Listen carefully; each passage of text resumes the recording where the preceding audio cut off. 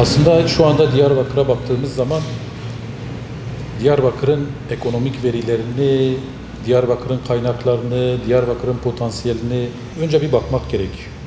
Yani çünkü bir kentte kalkınma olabilmesi için o kentte potansiyelin olması gerekiyor. Şimdi şu anda bizim Diyarbakır sosyoekonomik anlamda mevcut potansiyellerine baktığımız zaman olması gerekenin çok gerisinde. İşte hep dile getiriyoruz. Cumhuriyet'in ilk tarihlerinde, ilk dönemlerinde Türkiye'nin 3. sanayi illerinden biri olduğunu görüyoruz. Fakat şu anda gelinen aşamada işte Türkiye'de sosyoekonomik olarak 67. sırada ve ağırlıklı olarak bölge işte Diyarbakır ve çevre iller potansiyeli olmasına rağmen bakıyorsunuz ki 81 il içerisinde sosyoekonomik olarak geri kalmış 15 ilde bu coğrafyanın illeri. Bunu incelediğiniz zaman, bu tabloya baktığınız zaman aslında buradaki kaynakların yetersizliğinden değil, burada yaşanan bir takım hem politikalar ve burada yaşanan bir takım olumsuz, acılı, herkesin yaşamış olduğu bir takım, herkesin zarar gördüğü, işte mevcut çatışma ortamından kaynaklandığını görüyoruz. Tabii bu bir kader midir? Bu sosyoekonomik geri kalmışlık elbette değildir. Yani imkanlar varken bu imkanları siz iyi değerlendirdiğiniz zaman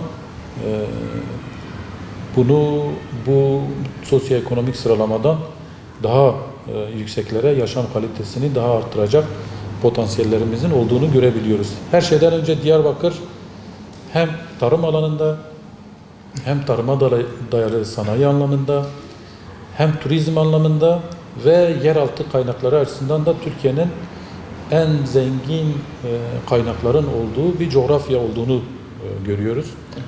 Şimdi tarıma baktığımız zaman Mezopotamya dediğimiz bereketli hilal diye tanımlanan, tarihte böyle bilinen bir coğrafyanın tam da merkezinde yer alan bir iliz. Yani toprağı çok verimli ve alan açısından da Türkiye'nin tarımsal alan büyüklüğü açısından da Türkiye'nin 8. büyük ili olduğunu görüyoruz. Yani bugün bir Hollanda ülke olarak baktığımız zaman Hollanda Diyarbakır'ın yaklaşık 3 katı büyüklüğünde ama milyar dolarlarla tarıma dayalı ihracat yaptığını görüyoruz. Bu alan açısından da alanımız büyük ve verimli topraklarımız var. Onun dışında tarım ürünlerini siz yetiştiriyorsunuz. Bu tarım ürünlerini aynı zamanda sanayide de farklı ürünlere de çevirebiliyorsunuz. O anlamda da önemli potansiyelimiz var.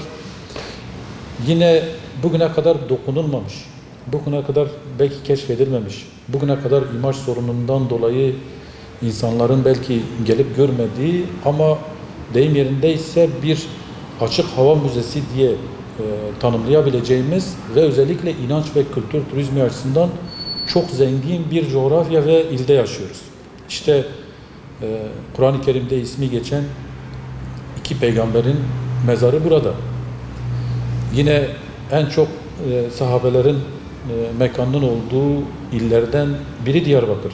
Yine tarih açısından baktığımız zaman dünyanın en yüksek, en geniş ve en dayanıklı surlar bu coğrafyada, bu ilde.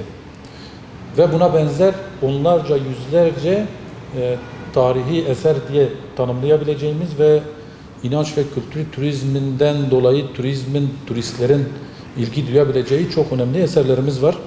Şimdi bu 3 alanda biz istihdama, işsizliğe yönelik çalışma yürütmemiz gerekiyor. Çünkü kendi kaynaklarınız nedir?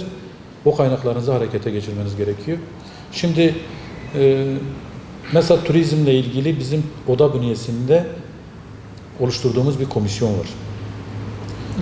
Ve bu komisyon sadece biz şuna inanıyoruz. Yani kimse, bir kurum tek başına bu sorunların altına çıkabilecek durumda değil. Yani bir kentte siz kente katkı sağlayabilecek proje geliştirdiğiniz zaman mutlaka kentteki bütün kurumlarla bir diyalog içerisinde olmanız gerekiyor. Yani burada sivil toplum kurumları, valilik, belediye, kamu kurumları, hatta basındaki bütün aktörlere kadar, yani yereldeki bütün aktörlere kadar bir işbirliği içerisinde, bir dayanışma içerisinde kolektif çalışma temelinde bir çalışma yürütmeniz gerekiyor ki ona göre daha hızlı yol alabilirsiniz. Biz de bu anlayışla bu turizm komisyonumuz kentteki bütün kurumlarla diyalog içerisinde ve birçok noktada ortak projeler geliştirerek bu turizmi biz harekete geçirme gibi bir çaba içerisindeyiz.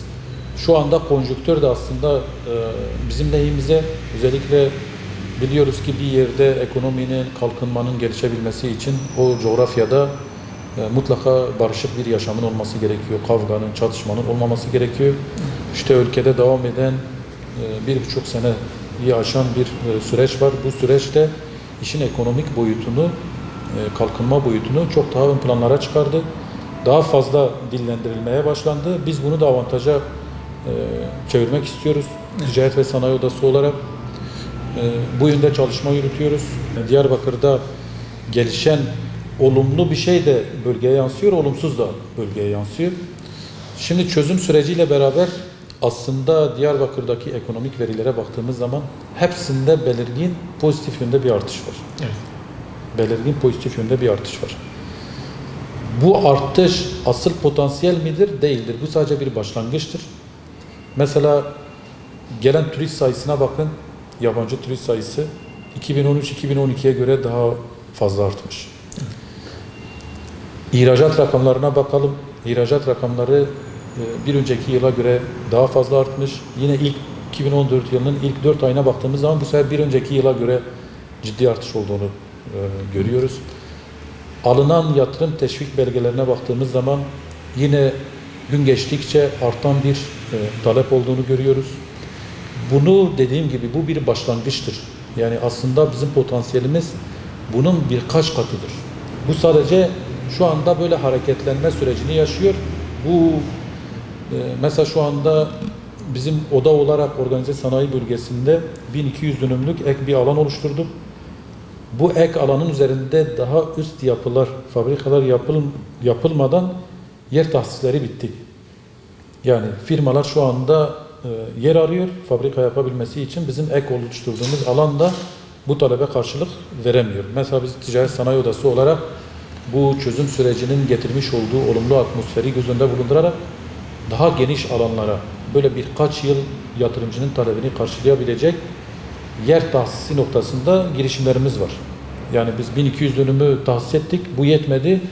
Bu sefer 7000-8000 dönüm büyüklüğünde birkaç yıl böyle yatırım taleplerinin karşılanabileceği alan arayışımız var. Yine organize sanayi bölgesi içerisinde kalifiye eleman, ara eleman dediğimiz meslek sahibi gençlerimizin olabilmesi ve yatırımcılarımızın da kalifiye eleman bulma sıkıntısını giderebilmesi noktasında mesela biz organize sanayi bölgemiz içerisinde 1500 kapasiteli meslek lisesi okulu yapıyoruz. Tamamen kendi öz kaynaklarımızla ve 12 Nisan'da bunun temelini attık. Bizim amacımız 2014-2015 öğretim yılında bir etabını eğitim öğretimi açmak.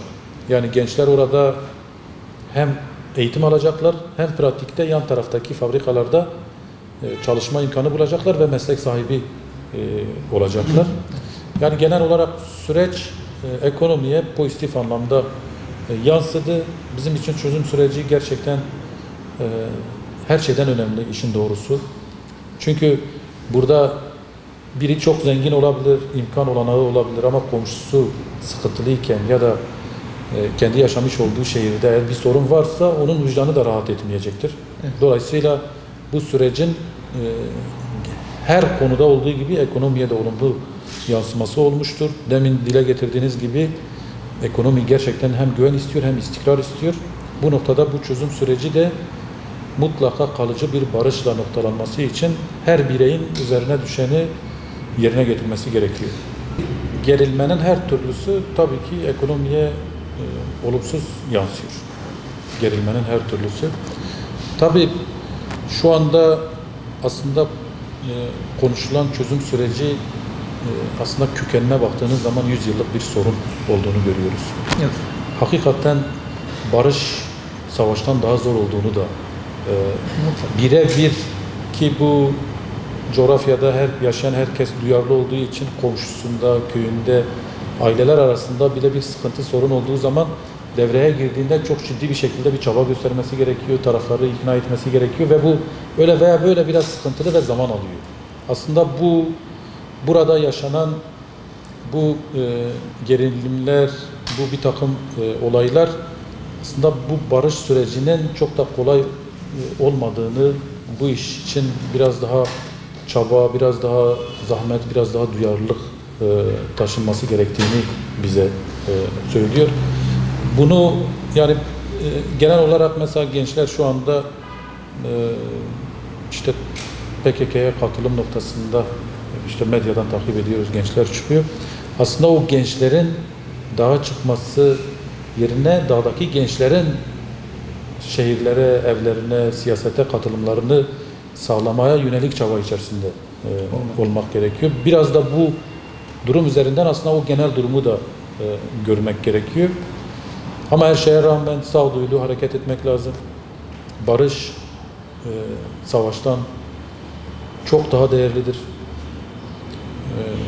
Ve bundan sonra gerçekten bu coğrafya, Kürtler, Kürt halkı artık ölümlerin değil, acıların değil, daha fazla işte yaşam standartlarının yükseldiği bir yaşam sürmeleri gerekiyor. Bu yönde de herkesin çaba içerisinde olması gerekiyor.